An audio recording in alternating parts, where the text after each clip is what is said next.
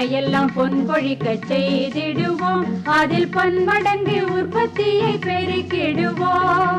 பண்ணையெல்லாம் பொன் கொழிக்க செய்திடுவோம், அதில் பன்மடங்கு உற்பத்தியை பெருக்கிடுவோம். உழவர் உலகம். கண்மணி போல் நெல்மணியை வளர்த்திடவே நாடும் கருத்துரைக்கும் ஒலிபரப்பை கேட்டிடுவோம். கண்மணி போல் நெல்மணியை வளர்த்திடவே நாடும் கருத்துரைக்கும் ஒலிபரப்பை கேட்டிடுவோம்.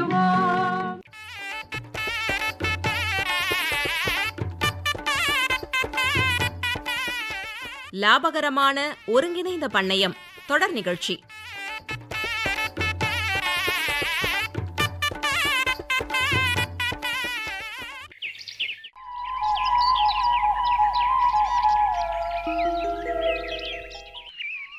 முத்தழகு, முத்தழகு, இந்தா பிள்ளை, இது உனக்கு தான். என்ன செல்விக்கா இது? அட, டப்பாவை திறந்து பாரு, அப்பதானே என்னன்னு தெரியும். ஹை, லட்டு எனக்கு ரொம்ப பிடிக்குமே. ஆமா, நீங்களே செஞ்சீங்களாக்கா? ஆமாம் பிள்ளை, நான் தான் செஞ்சேன். உனக்கு ரொம்ப பிடிக்குமே, அதனால தான் உனக்கும் கொண்டாந்தேன். ஆமாக்கா, என்ன விசேஷம்? திடீர்னு பலகாரமெல்லாம் செஞ்சு கொண்டாந்துருக்கீங்க. எல்லாம் நல்ல விஷயம்தான் முத்தழகு. அப்படியா? என்ன விஷயம்? முதல்ல அதை சொல்லுங்க. போன வாரம் இங்கேருந்து போய் எல்லா விவரங்களையும் உன் மாமா கிட்ட ஒன்று விடாமல் சொன்னனா, அவருக்கும் அது புரிஞ்சு பிடிச்சி போய் சரின்னு சொல்லிட்டாரு. அக்கா, என்ன நீங்க தலையும் புரியாம வாலும் புரியாம இப்படி மொட்டையா விவரங்களை சொன்ன சரின்னாருன்னு சொல்றீங்க? கொஞ்சம் புரியுறாப்புல தான் தெளிவா எடுத்து சொல்லுங்க. என்ன முத்தழகு, அதுக்குள்ள மறந்துட்டியா? போன வாரம் ரேடியோவில் ஒருங்கிணைந்த பண்ணையம் தொடர்பான நிகழ்ச்சியை கேட்டுப்புட்டு என் மாமா கிட்ட சொல்லி நாங்களும் ஒருங்கிணைந்த பண்ணையம் ஆரம்பிக்க போறோன்னு சொல்லிட்டு போனேன்ல. அட ஆமா. ஓஹோ, மாமா சரின்னு சொல்லிட்டாரா? சூப்பர்க்கா. சரின்னு சொல்லிட்டாரு. ஆனா என்னக்கா ஆனானே ஏதோ சந்தேகமா இழுக்கிறீங்க? இல்லை முத்தழகு, விவசாயத்தோட கால்நடைகளை வளர்க்கலாம்னு முடிவு பண்ணியாச்சு. ஆனால் எந்தெந்த கால்நடைகளை தேர்ந்தெடுத்து வளர்க்குறது, அதில் நமக்கு எப்படி லாபம் கிடைக்கும், இப்படி பல யோசனைங்க மண்டைக்குள்ளே ஓடிக்கிட்டே இருக்கு. அக்கா, இப்போ என்ன உங்களுக்கு அது சம்பந்தமான விவரங்கள் தெரியணும், அம்பிட்டு தானே? ஆமாம் முத்தழகு.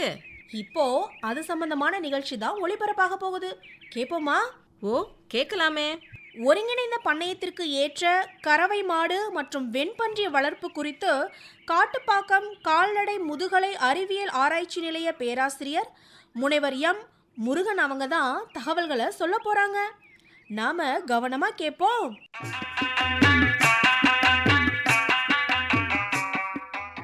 பொதுவாக கறவை மாடு வளர்ப்பு, வெண்பன்றி வளர்ப்பு என்பது சமூகத்தில் மிகவும் பிரபலமாகி லாபகரமாக நடத்தி வருகின்ற ஒரு தொழிலாகும்.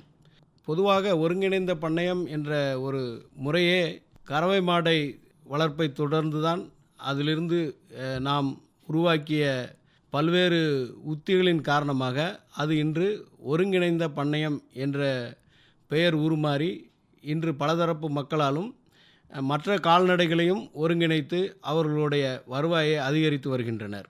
இத்தகு சூழலில் ஒருங்கிணைந்த பண்ணையத்திற்கு ஏற்ற கறவை மாடு மாதிரிகளை நாம் அறிந்து கொள்வது மிகவும் அவசியமாகும். அது மட்டுமல்ல, கடந்த காலங்களில் ஒப்பிடும் பொழுது இப்பொழுது வெண்பன்றி வளர்ப்பு என்பதும் மிகவும் பிரபலமாகி பண்ணையாளர்களிடையே நல்ல ஒரு வரவேற்பினை பெற்று பலதரப்பட்ட மக்களாலும் இன்று வெண்பன்றி வளர்ப்பு என்பது வளர்க்கப்பட்டு ஒரு லாபகரமான தொழிலாக நடந்து வருகின்றது. குறிப்பாக இந்த வெண்பன்றி வளர்ப்பை எடுத்துக்கொள்வோமேயானால் அது சிறந்த தீவனம் மாற்றுத்திறன் கொண்டவை, குறைந்த சினை காலம், அதிக எண்ணிக்கையில் குட்டியின் தன்மை கொண்டவை, குறைந்த முதலீட்டில் அதிக லாபத்தினை ஈட்டித்தரும் தொழிலாகவும் உள்ளது. எனவேதான் இன்று பலதரப்பட்ட மக்களாலும் அது அந்த வருவாயானது அறியப்பட்டு ஈர்க்கப்பட்டு சிறப்பாக செய்து வருகின்றனர். குறிப்பாக கறவை மாட்டு பண்ணையில் சாணம் என்பது மிக அதிகமாக உற்பத்தியாகும். அதே போன்று கழிவு நீரும் அதிகமாக கிடைக்கும். அதே போன்று தான் வெண்பன்றி பண்ணையிலும் நாம் வெண்பன்றி கொட்டகைகளை கழுவுவது, பன்றிகளை சுத்தம் செய்வது, இது போன்ற பயன்பாட்டிற்காக அதிகமான நீரை நாம் பயன்படுத்துகின்றோம். ஸோ அந்த நீரையும் நாம் விவசாயத்திற்கு பயன்படுத்தி வருவாயை அதிகப்படுத்த முடியும். ஸோ இந்த இரண்டு முறைகளையும் நாம் நன்கு அறிந்து கொண்டு இந்த ஒருங்கிணைந்த பண்ணையத்தை சிறப்பாக செய்ய முடியும். அதை எவ்வாறு செய்யலாம், எந்த முறையில் செய்யலாம் என்பதை பற்றி நான் இப்பொழுது கூறுகின்றேன். பொதுவாக இந்த ஒருங்கிணைந்த பண்ணையத்திற்கேற்ற மாதிரிகளை முதலில் தெரிந்து கொள்ள வேண்டும். குறிப்பாக நாம் கறவை மாடு வளர்க்கும்போது கறவை மாட்டுடன் சாண எரிவாயு தயாரித்தல், மண்புழு உரம் தயாரித்தல், தீவனப்புல் தயாரித்தல் போன்றவற்றை நாம் அதை ஒருங்கிணைத்து கொள்ள வேண்டும். அப்பொழுதுதான் பண்ணையில் உருவாக்கக்கூடிய அந்த சாணத்தை வைத்து நாம் அதை நல்ல உரமாக பயன்படுத்தி தீவனப் பொருட்களை உற்பத்தி செய்ய முடியும்.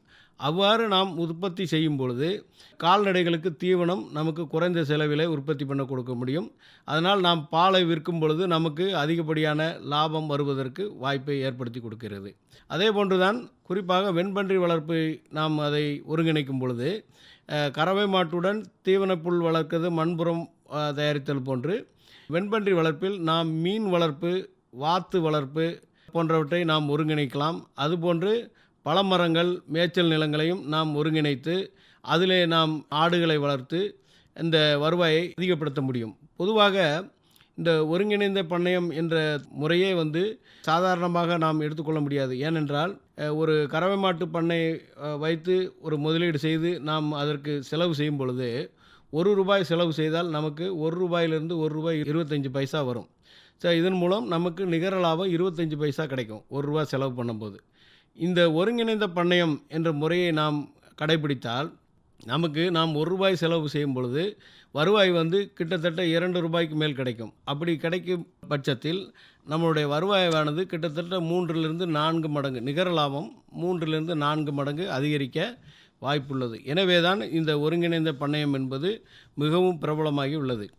இந்த ஒருங்கிணைந்த பண்ணையத்தில் மாடு வளர்ப்பு, சாண எரிவாயு, மீன் வளர்ப்பு, தீவனப்புல் வளர்ப்பை நாம் ஒருங்கிணைக்கும் பொழுது அந்த கறவை மாட்டு பண்ணையிலிருந்து வெளிவரக்கூடிய திரவ கழிவுகளை சுத்திகரிப்பு நிலையம் அமைத்தோ அல்லது நேரடியாகவோ நல்ல நீருடன் சேர்த்து தீவனப்புல் உற்பத்திக்காக நேரடியாகவும் நாம் பயன்படுத்தலாம். விளையும் தீவனப்புல்லை கொண்டு மாடுகளை நல்ல முறையில் வளர்த்து அதிலிருந்து கிடைக்கக்கூடிய சாணத்தை நாம் சாண எரிவாயு உற்பத்தி செய்யலாம். இவ்வாறு நாம் சுழற்சி முறையை பயன்படுத்தும் பொழுது அதனால் கிடைக்கக்கூடிய வருமானம் நமக்கு பல மடங்கு அதிகமாகின்றது. இதை தவிர நாம் இந்த சாண எரிவாயு மூலம் கிடைக்கக்கூடிய வாயுக்களை நாம் சமையலுக்கு பயன்படுத்தலாம். மின் விளக்குகளுக்கும் அதை உபயோகித்து நம்மளுடைய செலவுகளை குறைக்க முடியும். இதன் மூலமும் நம்மளுடைய வருவாயை நாம் அதிகரிக்க முடியும். இது போன்ற இந்த கறவை மாட்டு பண்ணை மூலம் ஒருங்கிணைந்த பண்ணையம் செய்யும் பொழுது சாதாரண ஒரு நடுத்தர குடும்பத்தை சார்ந்தவர்களுக்கு அவர்களுடைய வீட்டு தேவைக்கான எரிவாயு மற்றும் இந்த மின்சார உற்பத்திக்காக நாம் குறைந்தது 2 முதல் 3 மாடுகளை வளர்த்தால் போதும். தினமும் அதிலிருந்து கிடைக்கக்கூடிய சாணம் கிட்டத்தட்ட 2 கனமீட்டர் அளவுக்கு சாண எரிவாயு களத்தில் நாம் விட முடியும். அவ்வாறு நாம் செய்யும் பொழுது அதில் உற்பத்தியாகக்கூடிய அந்த வாயுவும் சரி, அதிலிருந்து நாம் மின்சார தேவைக்காக மாற்றும் பொழுது நம்முடைய வருடத்திற்கு தேவையான எல்லா விதமான மின்சார தேவையும் இந்த சமையல் சம்பந்தமான செலவுகளை நாம் குறைத்து நம்முடைய வருமானத்தை அதிகப்படுத்த முடியும். குறிப்பாக அதே போன்று நாம் இந்த வெண்பன்றி வளர்ப்பு அதவும் நாம் லாபகரமாக ஒருங்கிணைக்க முடியும். அந்த முறையில் பார்க்கும் பொழுது வெண்பன்றி வளர்ப்புடன் நாம் மீன் வளர்த்து, வாத்து, மேய்ச்சல் நிலங்கள் மற்றும் ஆடுகள் இதை ஒருங்கிணைத்து நாம் வளர்க்க முடியும். இந்த முறையில் கிடைக்கக்கூடிய திட மற்றும் திரவ கழிவினை மீன் குலத்திற்கு நேரடியாக பயன்படுத்தலாம். இதன் மூலம் மீன்களின் வளர்ச்சிக்கென்று தனியாக உணவு அளிக்க தேவையில்லை. மீன் தொட்டியில் இருக்கும் நீரினை பாசனத்திற்காக மேய்ச்சல் மற்றும் பல மரங்களுக்கு உபயோகப்படுத்தலாம். மேய்ச்சல் நிலத்தில் வெள்ளாடுகளை வளர்க்கலாம். இவ்வாறு நாம் செய்யும் பொழுது அந்த நடக்கக்கூடிய சுழற்சி முறையில் நாம் குறைந்த செலவில் இறைச்சி உற்பத்தியை பெற முடியும். அதே போன்று வருவாயை நாம் அதிகப்படுத்திக் கொள்ள முடியும். அது மட்டுமல்ல, இன்றைய சூழலில் இந்த வெண்பன்றி வளர்ப்பில் கூட மண்புழு உரம் தயாரிக்கிறது, பழமரங்கள் மற்றும் காய்கறி செடிகளை வைத்து இன்று ஒருங்கிணைத்து நல்ல ஒரு லாபகரமாக பண்ணையாக நடைபெற்று கொண்டிருக்கிறது. பெரும்பாலும் இந்த வெண்பன்றி சாணத்திலிருந்து மண்புழு உரம் தயாரிக்கலாம். இந்த மண்புழு உரத்தினை காய்கறி செடிகளுக்கும் பழமரங்களுக்கும் இயற்கை உரமாக உபயோகப்படுத்துவதன் மூலமும் குறைந்த செலவில் நமக்கு மருந்தில்லா கரிம உணவு கிடைக்கப்பெறுகின்றது. இது போன்ற முறையை நாம் பயன்படுத்தும் போது நமக்கு தாவரம் மற்றும் விலங்குகளுக்கு தேவையான எல்லா சத்துக்களுமே கிடைக்கிறது. மண்புலம் வந்து உங்களுக்கு தெரியும், அது வந்து ஒரு இயற்கையான உரம். அதில் வந்து வெண்பன்றி சாணமாக இருந்தாலும் சரி, கறவை மாட்டு சாணமாக இருந்தாலும் அந்த பயிர் வளர்ச்சிக்கு தேவையான அனைத்து விதமான சத்துக்களும் அதிகமாக இருப்பதனால் பண்ணையாளர்கள் அதை ஒருங்கிணைத்து கட்டாயமாக அதை நடைமுறைப்படுத்த வேண்டும். மண்புழுக்கள் உண்ணும் உணவுப் பொருட்களில் 5 முதல் 10% மட்டுமே உடல் வளர்ச்சிக்கும் இனப்பெருக்கத்திற்கும் பயன்படுத்தும். மீதமுள்ள பொருட்களை மட்கிய கழிவாக வெளியேற்றும். அது வந்து நமக்கு நல்ல ஒரு உரமாக கிடைக்கின்றது. குறிப்பாக தற்சமயம் நாங்கள் எங்களுடைய கால்நடை முதுகலை ஆராய்ச்சி நிலையத்தில் கொட்டகை கழுவும் நீரினை நாங்கள் நேரடியாக மீன் குளத்திற்கு பயன்படுத்தி அதன் மூலம் மீன் உற்பத்தியை அதிகப்படுத்தி பண்ணையாளர்களுக்கு ஒரு மாதிரியாக நாங்கள் அறிமுகப்படுத்தியுள்ளோம். அதை பார்வையிட்டு இன்று அதிகப்படியான விவசாயிகள் இந்த முறையை பயன்படுத்தி, குறிப்பாக இந்த காஞ்சிபுரம், செங்கல்பட்டு போன்ற மாவட்டங்களில் இந்த வாத்து வளர்க்கக்கூடிய பண்ணையாளர்களும் இதை ரொம்ப உன்னிப்பாக கவனித்து அதையும் செய்து வந்து அதிகமான லாபம் பெற்று வருகின்றனர். குறிப்பாக திரவ கழிவினை ஒரு தொட்டியில் சேகரிக்கும் பொழுது கால்வாய் அமைத்து கால்வாயின் இறுதியில் கழிவுநீர் சேகரிப்பு தொட்டிக்கு முன்னதாக சல்லடையை பொருத்துவதன் மூலம் சாணம் மற்றும் இதர பெரிய குப்பைகளை நீக்கிவிடலாம். அதன் பின்னர் திரவ கழிவானது தொட்டியின் உள் விழும். திரவ கழிவில் எஞ்சியுள்ள சிறிய கழிவுகள் தொட்டியின் அடிப்பகுதியில் தங்கிவிடும். இந்த திடக்கழிவினை குறிப்பிட்ட கால இடைவெளியில் அகற்றிக்கொண்டு அதனை உரமாக நாம் உபயோகப்படுத்துகின்றோம். மேல் பகுதியில் தேங்கியுள்ள திரவ கழிவினை அசுத்த நீர் சுத்திகரிப்பு, அதாவது பயோகேஸ் பிளான்ட் என்று சொல்வார்கள், அந்த முறைக்கு நாம் மாற்றி அதிலிருந்து நாம் வந்து வீட்டுக்கு தேவையான அந்த எரிவாயுவை நாம் உற்பத்தி செய்யலாம். அந்த நிலை முடிந்தவுடன் அதில் வரக்கூடிய கழிவுகளை நாம் நேரடியாக விளைநிலங்களுக்கு பாய்ச்சி பயிர்களை நாம் நன்றாக வளர்த்து அதுவும் நல்ல வளர்ச்சியை பெற முடியும். மேலும் ஒருங்கிணைந்த பண்ணையத்தினால் நமக்கு பன்றி வளர்ப்பு மட்டுமல்லாமல் மீன் வளர்ப்பு, வேலி மசால், முயல் மசால் மற்றும் பல வகைகள் மூலமும் வருடம் முழுவதும் நாம் வருமானம் கிடைக்க வழிவகை செய்ய முடியும். கழிவுகளை முறையாக சுத்திகரித்து பயன்படுத்துவதன் மூலம் மண் வளம் அதிகரிக்கிறது. பசுமை இல்ல வாயுக்களின் வெளியேற்றத்தை நாம் குறைக்க முடியும். இயற்கை முறை விவசாயத்தை இது ஊக்குவிக்கிறது. குறிப்பாக இன்றைய கால சூழ்நிலையில் நாம் உண்ணுகின்ற உணவில் சேர்க்கப்படுகின்ற கெமிக்கல் ஃபெர்டிலைசர் என்று சொல்வார்கள். நாம் இப்பொழுது பயன்படுத்துகின்ற அனைத்து மருந்துகளுமே நம்மளுடைய உடல் சுகாதாரத்தை பாதிக்கக்கூடியதாக உள்ளது. இத்தகைய சூழலில் நாம் இந்த ஒருங்கிணைந்த பண்ணையம் என்ற முறையை பயன்படுத்தி நாம் விவசாயமும் கால்நடை வளர்ப்பும் செய்யும் பொழுது வருமானம் அதிகரிப்பதோடு நம்முடைய ஆரோக்கியமும் பாதுகாக்கப்படுகிறது. நம்முடைய நிலங்களும் நல்ல சத்துள்ளதாக ஆண்டுதோறும் நல்ல ஒரு வளர்ச்சியை தரக்கூடிய நிலமாக சீரமைக்கப்படுகிறது. எனவே பண்ணையாளர்கள் இந்த ஒருங்கிணைந்த முறையை பயன்படுத்தி அதிக லாபம் பெறுமாறு உங்களை அன்போடு கேட்டுக்கொள்கின்றேன்.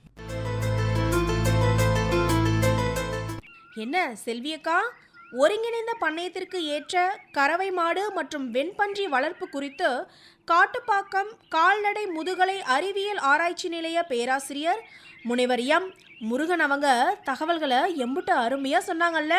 கேட்டுக்கிட்ட முத்தழகு, குறைஞ்ச முதலீடு போட்டு நாம் அதிக லாபத்தை பார்க்கணும்னா விவசாயத்தோட கறவை மாடுகளையும் வெள்ளாடுகளையும் வளர்க்கலாம்னு இப்போ புரிஞ்சுக்கிட்டேன். ஆமாக்கா, கால்நடை கழிவுகளை மறுசுழற்சி மூலமாக உரமாக வயல்களுக்கும் விவசாய கழிவுகளை கால்நடைகளுக்கும் கொடுக்கறதால நமக்கு செலவும் குறைவு, வருமானமும் அதிகம். அது இப்போ நல்லாவே புரிஞ்சு போச்சுல்ல. ஆமாம் முத்தழகு, இப்போவே எங்கள் மாமா கிட்ட இந்த விவரங்களை எடுத்து சொல்லி கறவை மாடு அப்புறம் வெள்ளாடுகளையும் வாங்கியாந்து வளர்க்க போகிறேன். ரொம்ப சந்தோஷம் செல்விக்கா. இனிப்பான லட்டை எனக்கு கொடுத்துட்டு இனிப்பான தகவல்களோட நீங்கள் போகிறீங்க. நிச்சயம் உங்களுக்கு வெற்றி தான்.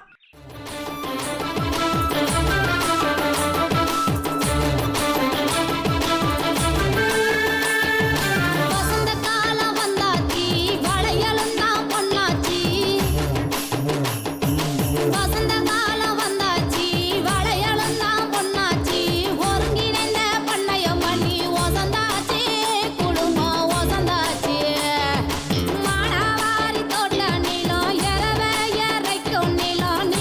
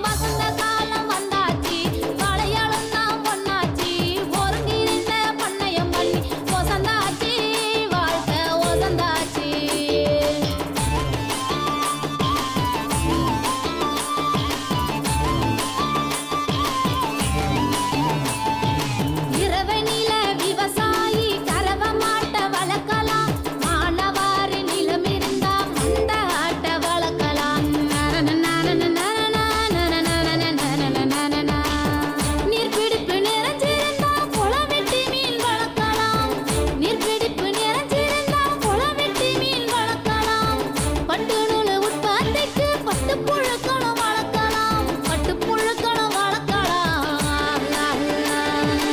ஒருங்கிணைந்த பண்ணையம், ஒருங்கிணைந்த பண்ணையம், ஒருங்கிணைந்த பண்ணையம், ஒருங்கிணைந்த பண்ணையம். வசந்த காலம் வந்தாச்சு, வாழைகளும் தான் பொன்னாச்சு. ஒருங்கிணைந்த பண்ணையம் பண்ணி ஒசந்தாச்சு, வாழ்க்கை ஒசந்தாச்சு.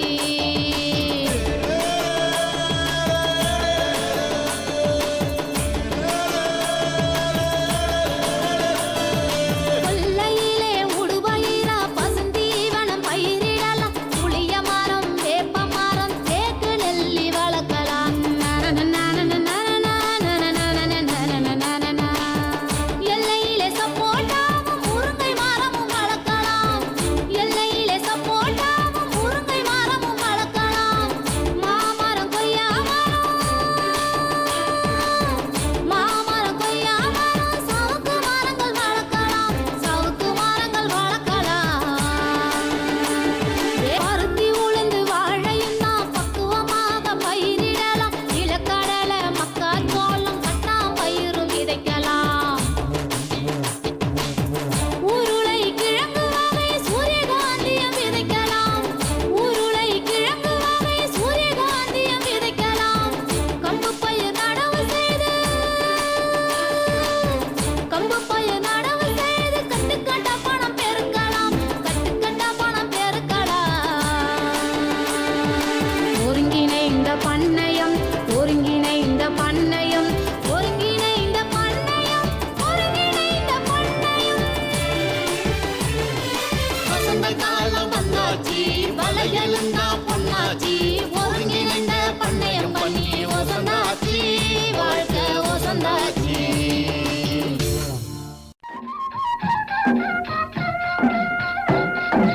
அடுத்து வருவது வேளாண் செய்திகள்.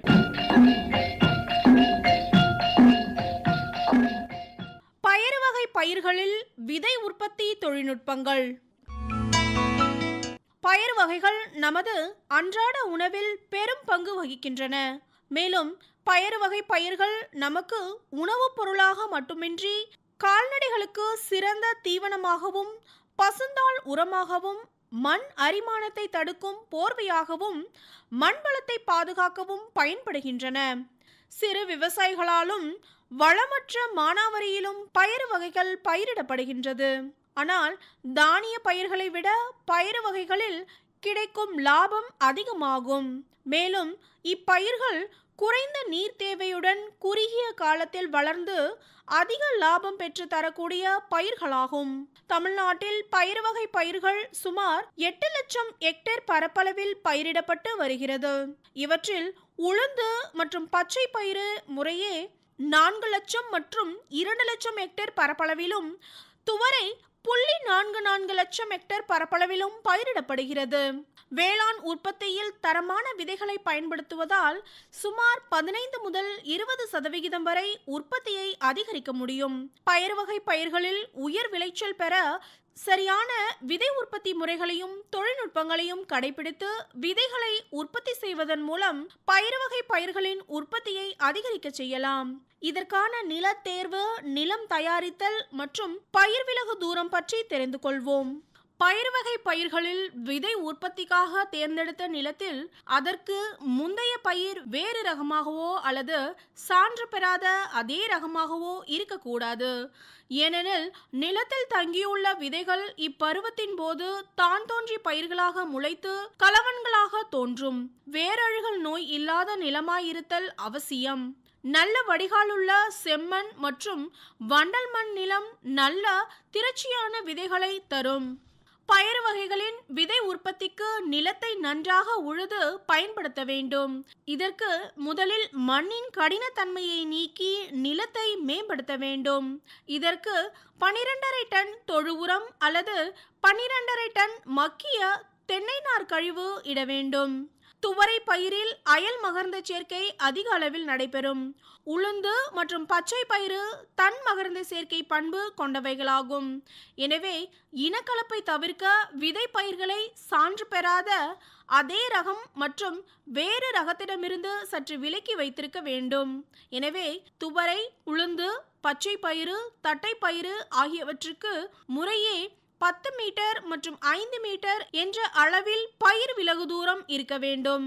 இதற்கான பருவம் மற்றும் விதை அளவானது விதைப்பதற்கு ஆடி மற்றும் மாசி பட்டம் மிகவும் ஏற்றது. விதைகள் முதிர்ச்சி அடையும் போது அதிக மழையோ வெயிலோ இல்லாமல் இருப்பது அவசியம். விதை உற்பத்திக்கு சான்று பெற்ற விதைகளையே பயன்படுத்த வேண்டும். ஆதார விதை பயிருக்கு வல்லுநர் விதைகளையும் சான்று விதை பயிருக்கு ஆதார விதைகளையும் பயன்படுத்த வேண்டும். துவரை, உளுந்து, பச்சை பயிறு போன்ற வகைகளுக்கு ஒரு ஏக்கருக்கு சராசரியாக 20 கிலோ விதை தேவைப்படும். விதை நேர்த்தி பற்றி தெரிந்து கொள்வோம். முதலாவதாக பூஞ்சான விதை நேர்த்தி. விதைப்பதற்கு 24 மணி நேரத்திற்கு முன்பு பூஞ்சான கொல்லியான கார்பன்டாசிம் அல்லது உயிர் பூஞ்சான கொல்லியான சூடோமோனாஸ் ஃப்ளூரசன்ஸ் அல்லது ட்ரைகோடெர்மா விரிடி கலந்து விதை நேர்த்தி செய்ய வேண்டும். அடுத்ததாக நுண்ணுயிர் விதை நேர்த்தி. ஒரு ஹெக்டேருக்கு தேவையான பூஞ்சான விதை நேர்த்தி செய்த விதைகளை 3 பாக்கெட் ரைசோபியம் நுண்ணுயிர் உரத்துடன் 500 மில்லி ஆற வைத்த அரிசி கஞ்சியுடன் கலந்து விதை நேர்த்தி செய்ய வேண்டும். ரைசோபியத்துடன் 3 பாக்கெட் பாஸ்போபாக்டீரியா நுண்ணுயிர் உரத்தினை கலந்தும் விதை நேர்த்தி செய்யலாம். இதனால் மண்ணில் உள்ள மணிசத்தை பயிர்கள் கிரகித்து கொள்ளும். நுண்ணூட்ட உரங்களான துத்தநாகம், மாலிப்டினம் மற்றும் கோபால்ட் ஆகியவற்றை முறையே 4:1.5 கிராம் என்ற அளவில் 1 கிலோ விதையுடன் கலந்தும் விதை நேர்த்தி செய்யலாம். விதைப்பு மற்றும் உர மேலாண்மை பற்றி தெரிந்து கொள்வோம். உளுந்து மற்றும் பச்சை பயிறு விதைக்க வரிசைக்கு வரிசை 45 சென்டிமீட்டர் இடைவெளியும் செடிக்கு செடி 10 சென்டிமீட்டர் இடைவெளியும் இருக்க வேண்டும்.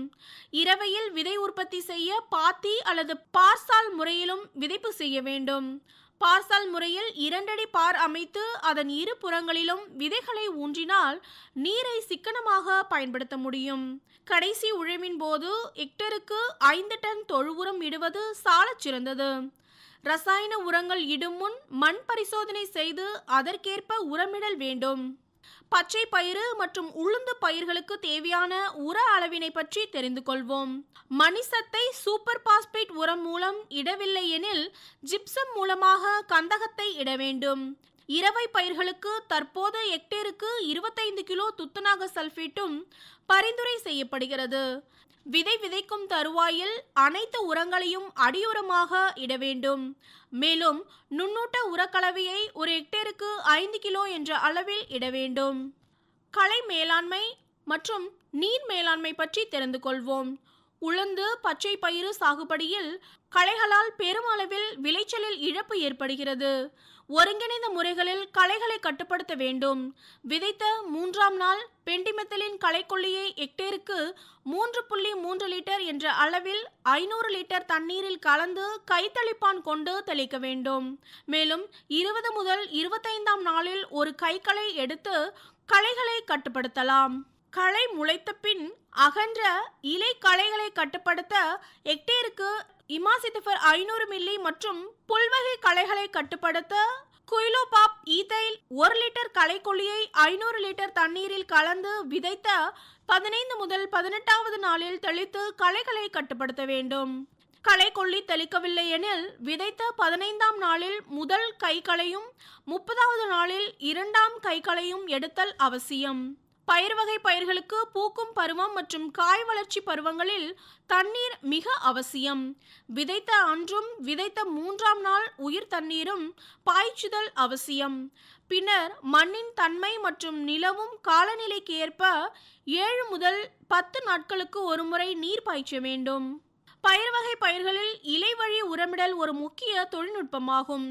பூக்கும் மற்றும் காய்கள் பிடிக்கும் பருவம் என இருமுறை டிஏபி கரைசல் அல்லது ஒரு முறை டிஎன்ஏயு பயறு அதிசயம் தெளித்து உயர் விளைச்சல் பெறலாம். ஒரு ஹெக்டேருக்கு டிஏபி கரைசல் தயாரிப்பதற்கு 4 கிலோ டிஏபி உரத்தை 10 லிட்டர் தண்ணீரில் 12 மணி நேரம் ஊற வைக்க வேண்டும். பின்னர் மறுநாள் தெளிக்கும் போது தெளிந்த கரைசலை ஏக்கருக்கு 200 லிட்டர் தண்ணீருடன் கலந்து கைத்தளிப்பான் மூலம் செடிகள் நன்கு நனையுமாறு தெளிக்க வேண்டும். டிஎன்ஏயு பயறு அதிசயம் என்பது பயிர் வகை பயிர்களுக்கு தேவையான நுண்ணூட்டச்சத்து மற்றும் பயிர் ஊக்கிகள் கலந்த கலவையாகும். இது தமிழ்நாடு வேளாண்மை பல்கலைக்கழகத்தின் பிரத்யேக தயாரிப்பாகும். இதை ஹெக்டருக்கு 2.25 கிலோ என்ற அளவில் 200 லிட்டர் தண்ணீரில் கலந்து பூக்கும் தருணத்தில் ஒரு முறை தெளித்தால் போதுமானது. இலைவழி தெளிப்பினை காலை அல்லது மாலை வேளையில் மேற்கொள்ள வேண்டும். நல்ல நீரை பயன்படுத்தி கைத்தளிப்பானை கொண்டு தெளிக்க வேண்டும். பூச்சி மற்றும் நோய்க்கொல்லிகளுடன் கலந்து தெளிப்பதை தவிர்க்கவும். பூக்கள் உதிர்வதை தடுக்க 50% பூப்பின் போது லிட்டருக்கு 4 மில்லி என்ற அளவில் பிளானோஃபிக்ஸ் தெளிக்க வேண்டும். மீண்டும் 15 நாட்கள் கழித்து ஒரு முறை தெளிக்க வேண்டும். களவன் அகற்றுதல் பற்றி தெரிந்து கொள்வோம். பிற ரகங்கள் விதைப்பயிரில் கலப்பதை களவன் என்கிறோம். களவன்கள் விதைப்பயிரின் இன தூய்மையை பாதித்துவிடும். களவன்களை அந்தந்த பருவங்களில் கண்டிப்பாக நீக்க வேண்டும். பூக்கும் பருவத்திற்கு முன்னர் விதைப்பயிரில் செடியின் உயரத்தை கொண்டு உயரமான செடிகள் மற்றும் குட்டையான செடிகள், தண்டின் நிறம் வேறுபாடான செடிகள், பூக்கும் காலத்திற்கு முன்பே பூக்கும் செடிகள் ஆகியவற்றை நீக்க வேண்டும். பூக்கும் போது பூவின் நிறம் மற்றும் அவற்றின் அளவை கொண்டு களவன்களை அகற்ற வேண்டும். காய்களின் நிறம், அகலம், நீளம் மற்றும் காய்களின் மேலுள்ள உரோமங்கள் ஆகியவற்றை கொண்டு களவனை அகற்றலாம். தவிர அறுவடைக்கு முன்னர் செடியின் தன்மை, காய்களின் தன்மை கொண்டு களவனை அகற்றலாம்.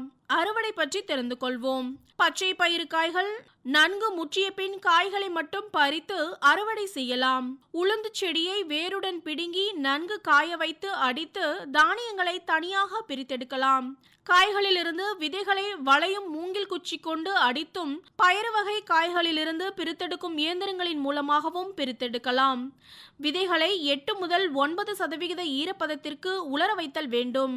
விதைகளை 8% ஈரப்பதத்தில் 50% கரியமில வாயுவினை கொண்டு 15 நாட்களுக்கு ஒரு முறை என 3 முறை விதை நேர்த்தி செய்ய வேண்டும். விதைகளின் ஈரப்பதத்தினை 8 முதல் 9% குறைத்து பின் குறுகிய கால சேமிப்பிற்காக சாக்கு அல்லது துணி பைகளில் சேமிக்கலாம். இடைக்கால சேமிப்பிற்காக உள் உறை கொண்ட சாக்கு பைகளில் சேமிக்கலாம். நீண்ட கால சேமிப்பிற்காக 700 கன அளவு கொண்ட சாக்கு பைகளில் சேமிக்கலாம்.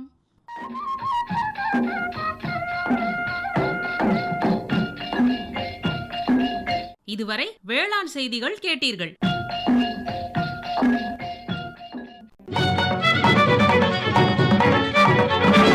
உண்ணும் பொருள் அத்தனையும் விளைத்திடுவோம். நித்தம் உழைப்பால் நில மகளை வணங்கிடுவோம்.